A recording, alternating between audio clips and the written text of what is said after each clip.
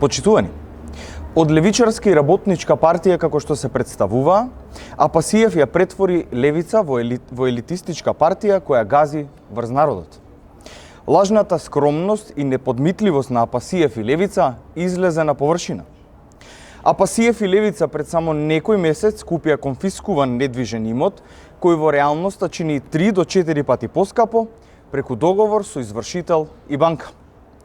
Апасиев и левица тогаш демантира и велеа дека таков простор немаат купено, ниту пак дека бил ефтин. За на крај, нашата теза дека тие купиле конкретно таков имот испадне вистинита.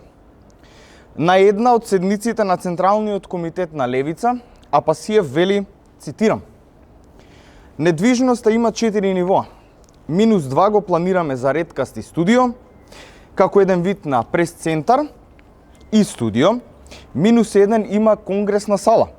0 спрат за кафич, кој претежно ќе бидат ангажирани дечки од Центарот за внатрепартиска безбедност.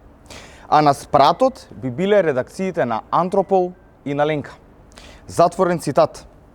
Подолу во истиот овој записник Апасиев додава: условите се повеќе од задоволителни. Нас во просек за овие квадрати ни испаја по 900 евра по квадрат. Од 280.000 евра на 250.000 евра плюс ДДВ. Ова го кажува Апасиев на седница на Централниот комитет на партијата. Почитувани граѓани, Апасиев и левица се, само не неподмитливи. Тие се луѓе кои денес говорат едно, а утре друго.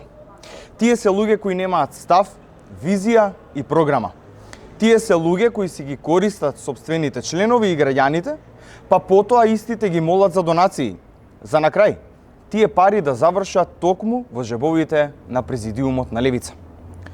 До кога Апасиев и левица ќе се представуваат како скромни и неподмитливи пред граѓаните, а од друга страна ќе купуваат објекти во центарот на градот за 3 до 4 пати поевтино во директен договор со извршители?